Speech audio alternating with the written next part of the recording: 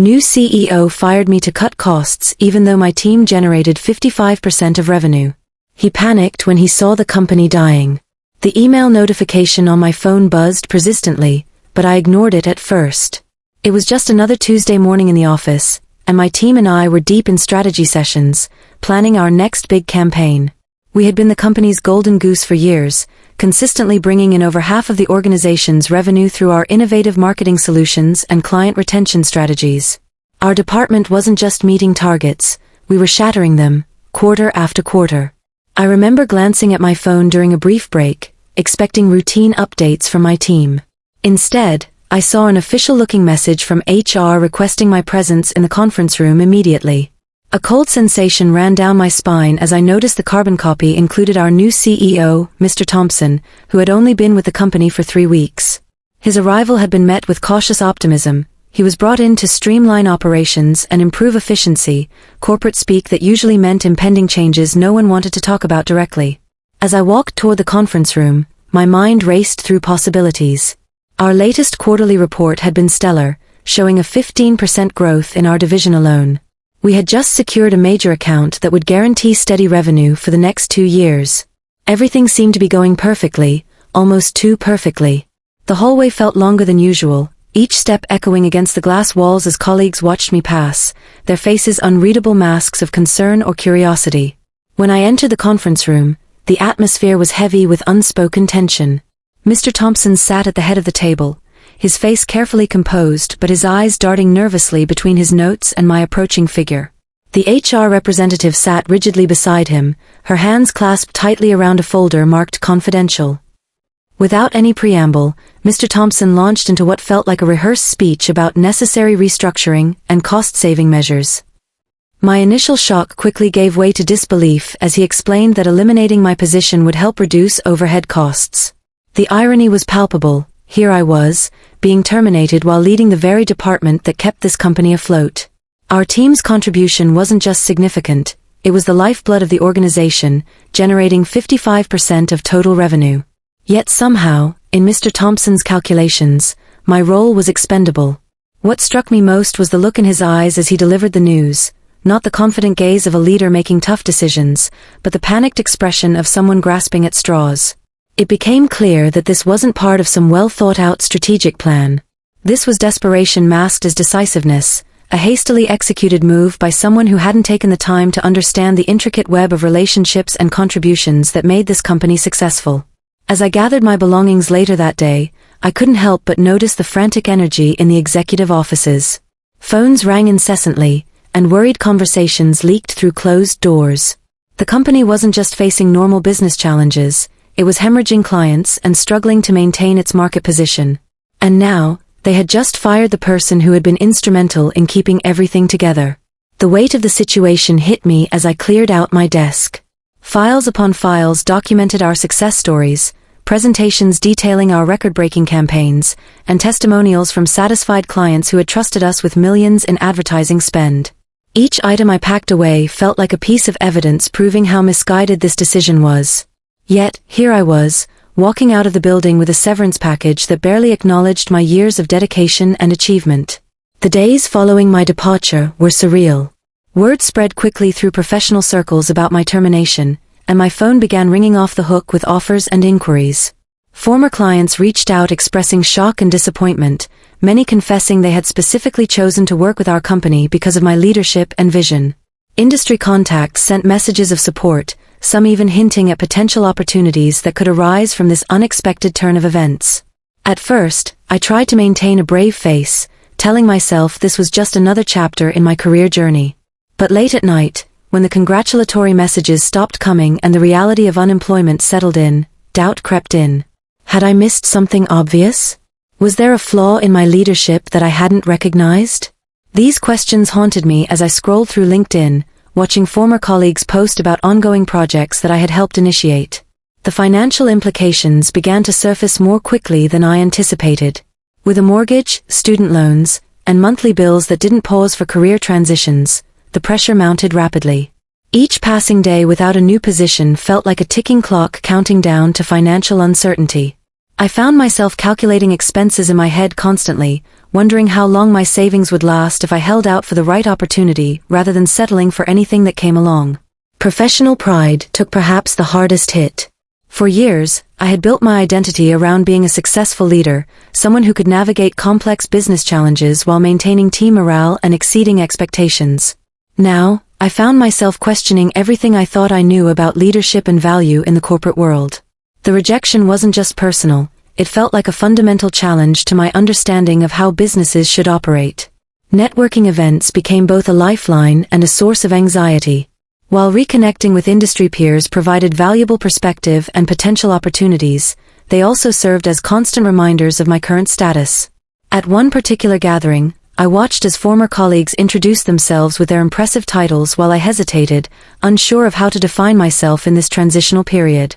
The forced smiles and polite small talk often masked deeper insecurities about whether I would ever find a position that matched my previous level of responsibility and impact. Compounding these challenges was the emotional toll of leaving behind a team I had nurtured and developed over years.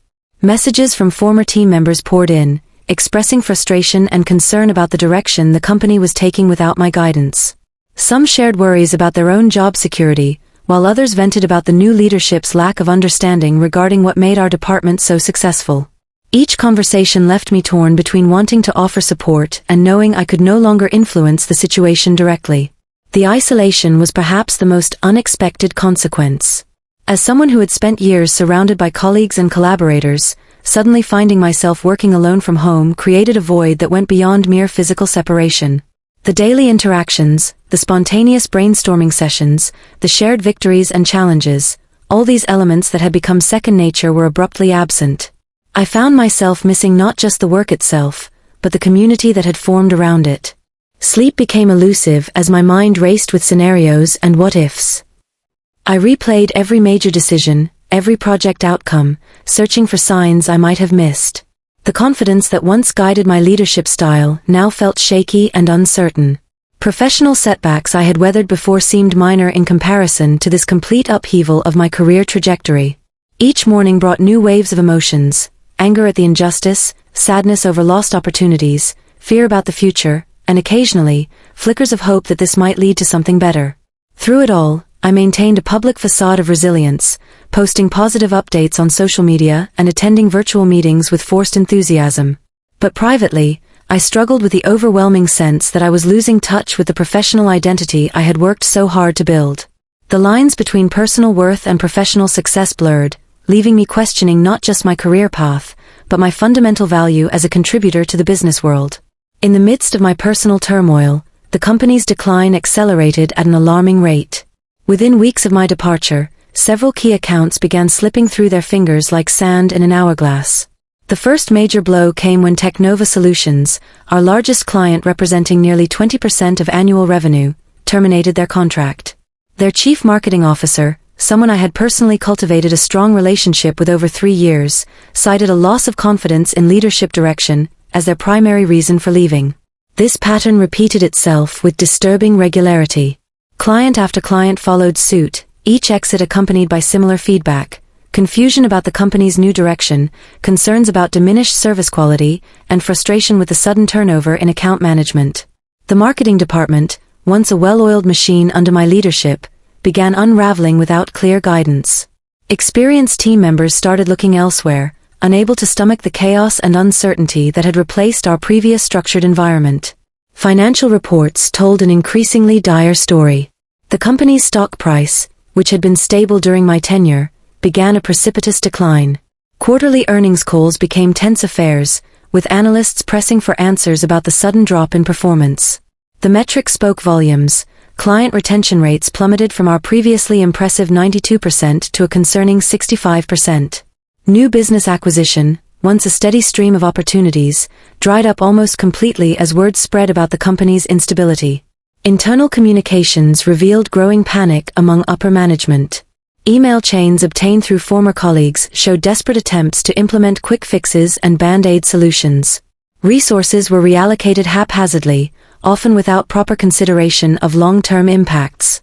The cost-cutting measures that had initially included my termination expanded to other critical departments, creating a domino effect of reduced capabilities and decreased morale. Perhaps most telling was the reaction of our remaining staff. Employee surveys conducted by HR painted a bleak picture of declining engagement and increasing dissatisfaction. Absenteeism rose sharply, and productivity metrics showed consistent downward trends across all departments. The collaborative spirit that had once defined our workplace culture gave way to siloed operations and defensive posturing as teams fought to protect their shrinking territories. Industry publications began noticing the shift as well. Articles appeared in trade journals questioning the wisdom of recent leadership changes and speculating about the company's future viability. Competitors, sensing blood in the water, intensified their recruitment efforts, poaching talented individuals from our ranks. The very network of professionals I had spent years cultivating was now actively contributing to the company's downfall, sharing insights with rival firms and encouraging clients to explore alternative options. As these developments unfolded, I found myself in the peculiar position of watching from the sidelines as everything I had helped build began to crumble. Former colleagues regularly reached out, seeking advice on how to navigate the increasingly turbulent waters. Through these conversations, I learned about the growing desperation within the executive suite. Mr. Thompson, whose initial confidence had seemed so absolute, was reportedly spending late nights in the office, poring over financial reports and frantically contacting board members for emergency meetings. The irony of the situation wasn't lost on anyone. The cost-cutting measures intended to stabilize the company had instead triggered a cascade of failures that threatened its very existence. What had begun as a single questionable decision, my termination, had snowballed into a full-blown crisis that showed no signs of abating. The organization that had once been a beacon of stability in our industry was now teetering on the edge of collapse, all while the leadership scrambled to undo the damage they had inadvertently caused. During these challenging months, I discovered strength in places I never expected. My evening runs, once merely a way to stay fit, transformed into powerful meditative sessions where clarity emerged from chaos. As I pounded the pavement, the rhythm of my footsteps synchronized with thoughts of resilience and reinvention. Each mile became a testament to endurance, teaching me that progress often requires moving forward despite uncertainty. The support system I had taken for granted suddenly crystallized into something more profound. Friends who had been casual acquaintances through industry events stepped up unexpectedly, offering not just words of encouragement but practical assistance. One former colleague, Sarah, began sending me leads on potential opportunities, while another, Mark, invited me to join his mastermind group of senior marketing professionals. These connections evolved into a network of genuine care and collaboration, reminding me that professional relationships could transcend organizational boundaries. Perhaps most surprisingly, I found solace in mentoring young professionals. Through online platforms and local business groups, I connected with aspiring marketers eager to learn from my experiences. Teaching them about campaign strategies and client management reignited my passion for the industry while providing a fresh perspective on my own journey. Their enthusiasm and curiosity became infectious, pushing me to view my situation not as a failure but as an opportunity for growth and reinvention. Creative outlets emerged as unexpected sources of healing. I rediscovered my love for writing, documenting lessons learned and insights gained throughout my career. These reflections evolved into blog posts that resonated with others facing similar challenges, creating a community of professionals navigating career transitions. The positive feedback from readers worldwide reinforced the idea that my experience, though painful, carried value beyond traditional corporate metrics. Family ties strengthened in ways I hadn't anticipated. Conversations with my parents, who had built their own business from scratch, offered invaluable perspective on perseverance and adaptability. Their stories of overcoming obstacles reminded me that success rarely follows a straight path. Even my younger sister, pursuing her art degree, inspired me with her fearless approach to creativity and risk-taking. These interactions helped reframe my situation from a devastating setback to a pivotal moment for personal growth. Most significantly, I began recognizing patterns in the challenges faced by companies undergoing leadership transitions. Through informal consulting with small businesses and startups, I identified gaps in how organizations approached change management and succession planning. This realization sparked an interest in developing frameworks for sustainable leadership transitions, combining my marketing expertise with newfound insights into organizational dynamics. As these various threads of support and self-discovery wove together, I found myself transforming from a victim of circumstance into an architect of change. The pain of losing my position evolved into motivation to create something meaningful from the experience. Each setback became a stepping stone toward a new understanding of leadership, one that valued people over profits, fostered genuine connections over superficial networking, and prioritized long-term impact over short-term gains.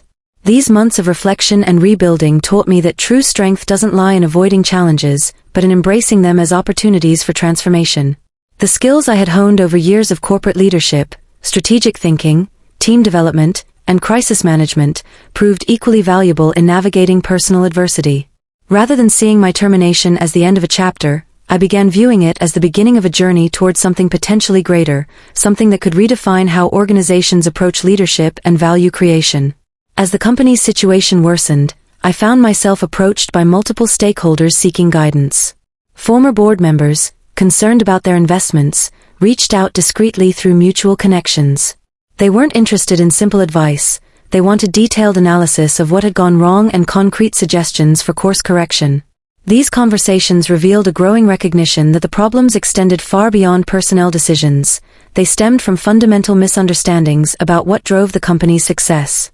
Industry peers began inviting me to speak at conferences and panel discussions, not just about marketing strategies but about organizational resilience and leadership transitions.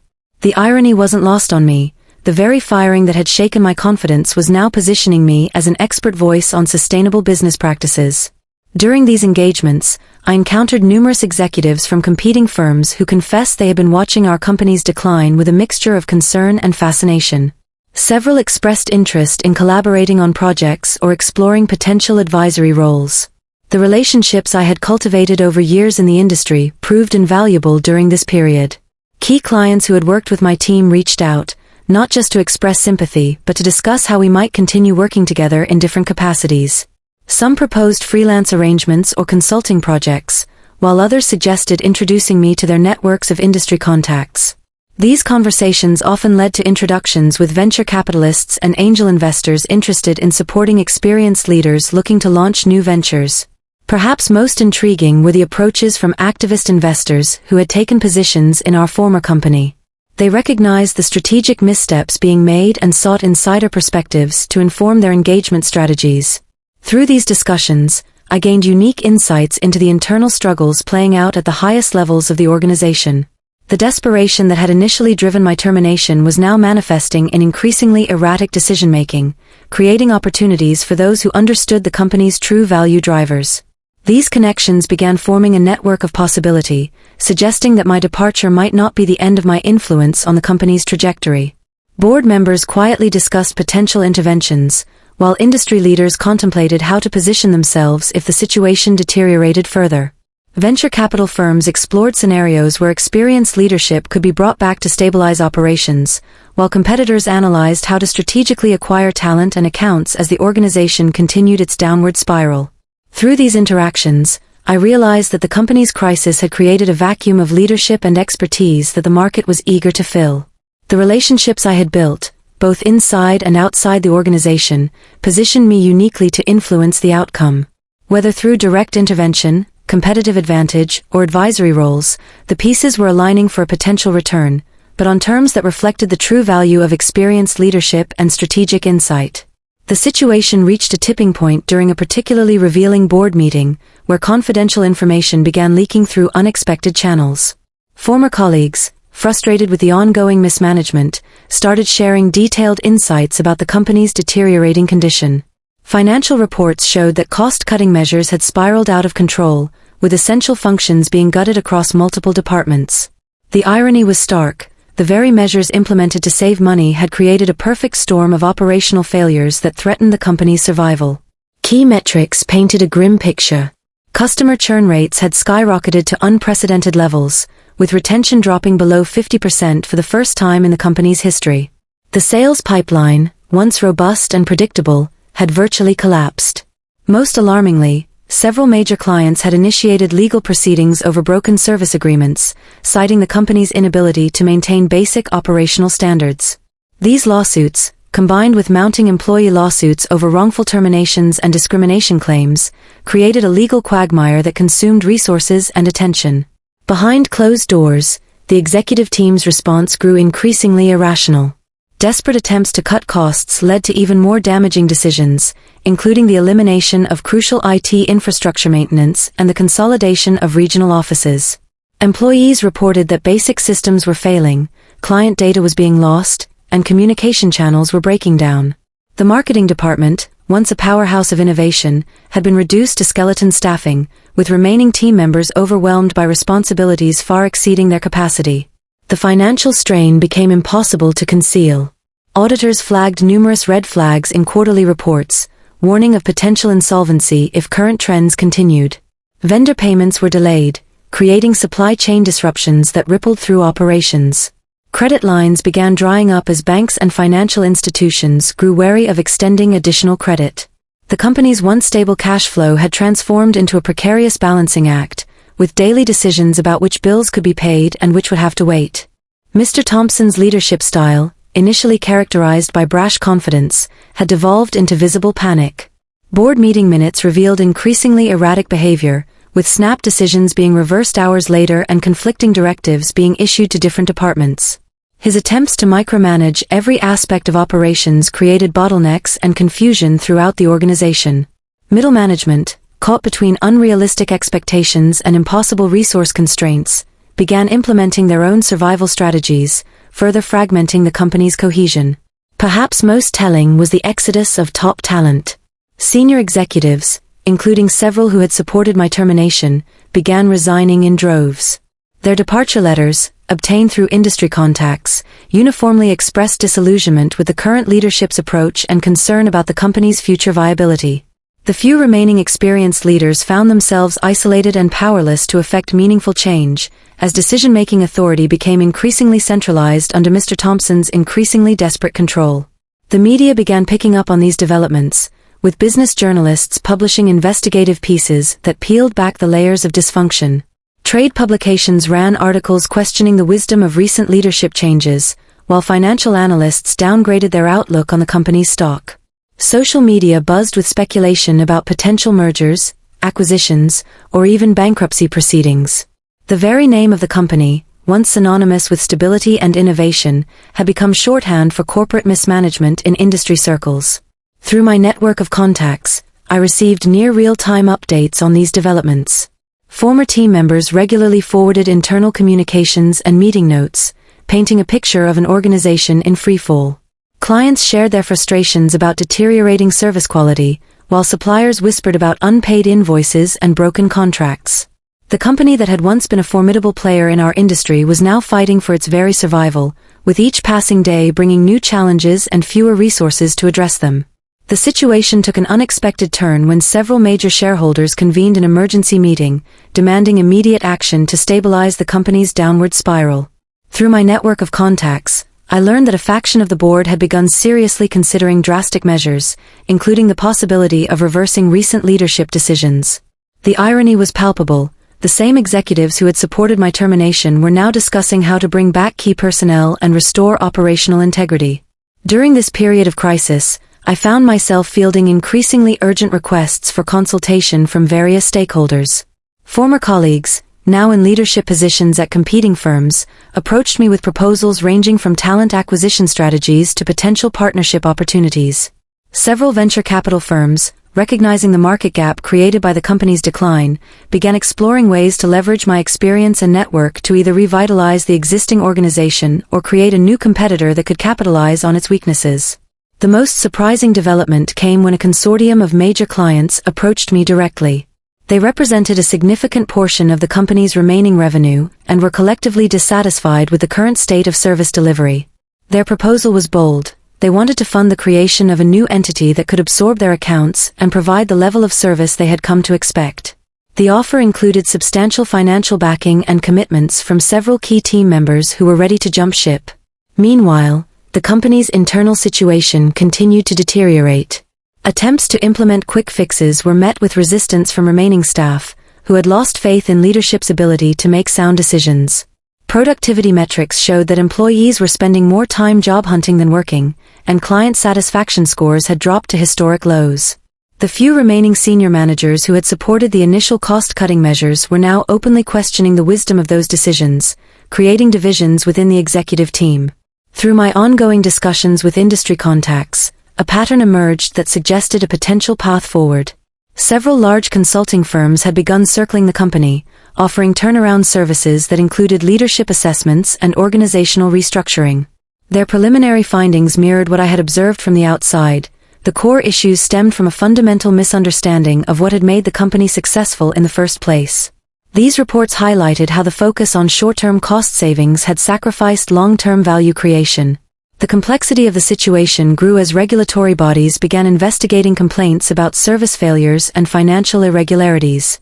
Legal challenges mounted, with class action lawsuits from both customers and employees threatening to drain remaining resources.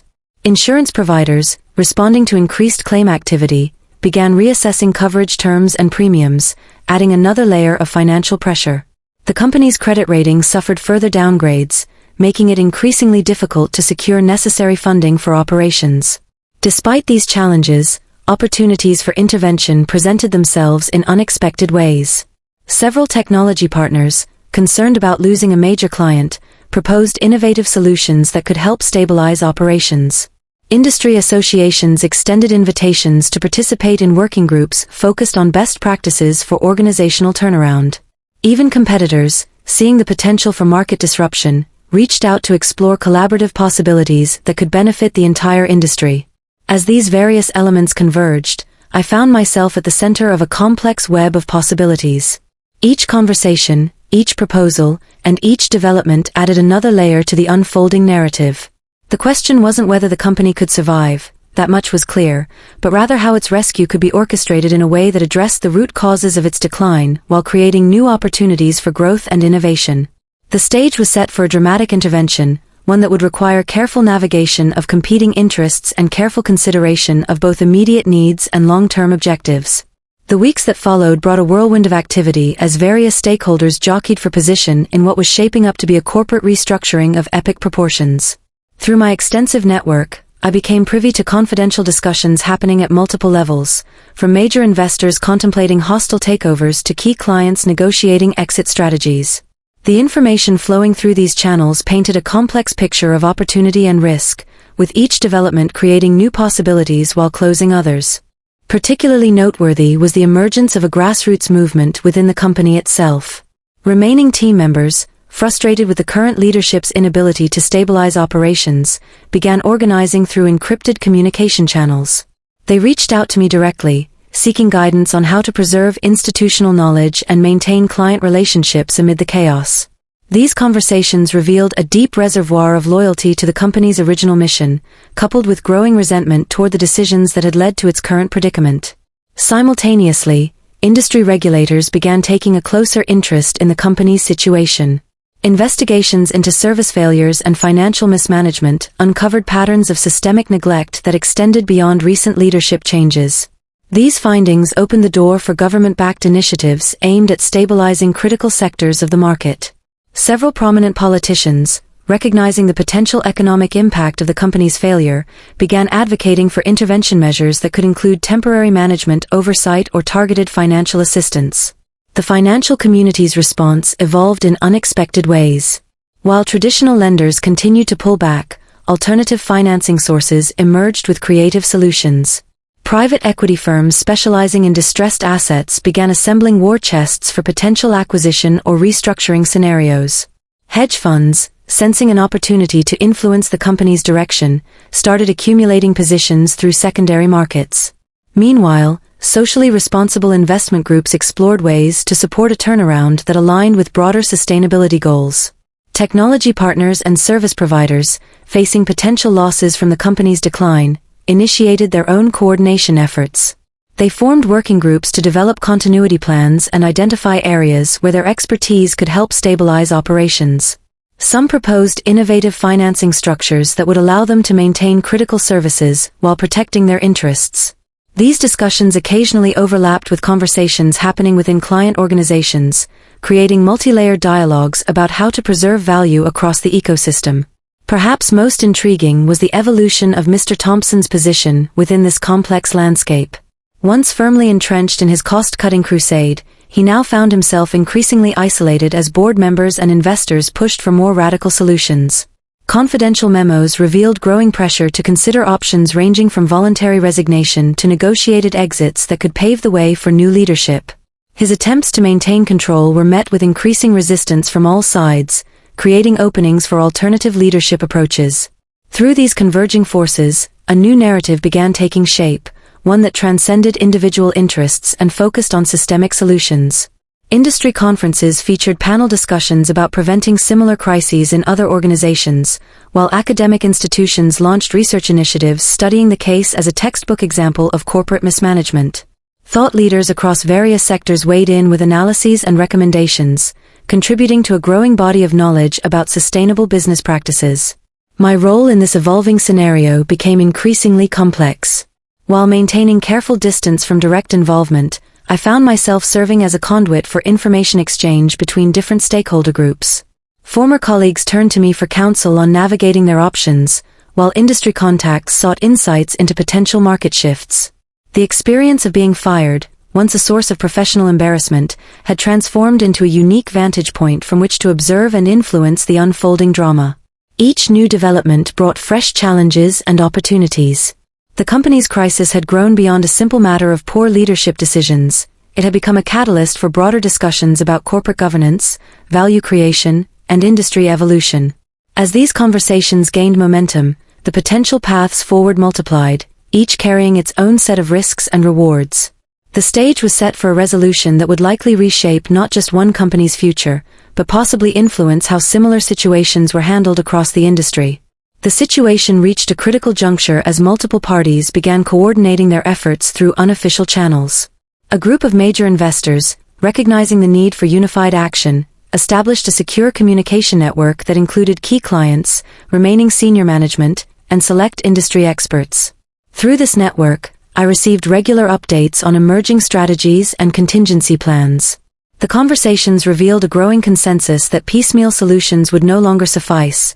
A comprehensive intervention was necessary to prevent total collapse. Regulatory bodies, having completed their initial investigations, began issuing warnings about potential compliance violations and systemic risks. These notices carried significant weight, as they opened the door for more aggressive oversight measures. Several government agencies expressed willingness to facilitate mediation between stakeholders, offering neutral ground for negotiations and dispute resolution. The possibility of temporary receivership or court-supervised restructuring emerged as viable options, each carrying its own set of implications for the company's future structure and operations. Meanwhile, the financial community's response evolved into coordinated action. Major creditors formed a steering committee to negotiate debt restructuring terms, while equity holders organized a parallel group to assess capital infusion requirements. These discussions revealed surprising alignment between traditionally opposing interests. Both groups recognized that preserving the company's core value proposition was preferable to liquidation scenarios. Innovative financing structures began taking shape, incorporating elements of debt-for-equity swaps, performance-based covenants, and staged funding releases tied to specific operational milestones. Technology partners and service providers took matters into their own hands, establishing a consortium to stabilize critical infrastructure. They pooled resources to maintain essential systems and developed contingency plans for service continuity. This initiative gained traction among clients, who began coordinating their own responses through formal working groups. The result was an unprecedented level of collaboration across the supply chain, with each participant investing in the preservation of shared value rather than focusing solely on individual interests. Within the company itself, a quiet revolution was taking shape. Remaining employees, empowered by their collective experience and institutional knowledge, began organizing through formal channels. They drafted proposals for operational stabilization and presented them to increasingly receptive board members. This grassroots movement gained momentum as former team members, still connected through professional networks, offered remote support and strategic guidance. The resulting coalition represented a formidable force for change, capable of influencing outcomes from both inside and outside the organization. The media's role in shaping public perception became increasingly significant. Investigative journalists, armed with leaked documents and insider accounts, published detailed analyses of the company's situation. These reports, while critical of past mismanagement, also highlighted potential pathways to recovery. The resulting public discourse put pressure on all stakeholders to pursue solutions that balanced accountability with opportunity. Social media campaigns, launched by concerned employees and clients, added another layer of visibility and urgency to the situation. As these various elements converged, the potential solutions grew more sophisticated. Industry experts began proposing hybrid models that combined elements of traditional restructuring with innovative approaches to value creation. Management consulting firms developed comprehensive turnaround plans that addressed not just financial stability but also cultural transformation and operational excellence. These proposals incorporated lessons learned from similar situations while accounting for the unique challenges facing this particular organization. The complexity of the situation demanded a nuanced approach to stakeholder engagement. Through my network of contacts, I facilitated discussions between competing interests, helping to identify common ground and potential compromises. These conversations revealed that many parties were willing to sacrifice short-term gains for long-term stability, provided certain conditions were met. Trust-building measures, transparency initiatives, and shared governance structures emerged as key components of potential agreements. Most significantly, the crisis had evolved into a catalyst for industry-wide reflection. Professional associations organized summits and working groups to develop best practices for leadership transitions and organizational resilience. Academic institutions launched research initiatives to study the situation as a case study in corporate governance. The resulting body of knowledge promised to inform future decision-making across the sector, potentially preventing similar crises in other organizations. As these various forces aligned, the groundwork was laid for a resolution that could transform the company's trajectory. The challenge lay in orchestrating these elements into a coherent strategy that addressed immediate survival needs while laying the foundation for sustainable growth. The coming weeks would determine whether the accumulated wisdom of diverse stakeholders could be harnessed to create a new chapter in the company's story, one that honored its legacy of success while embracing the necessity of fundamental change.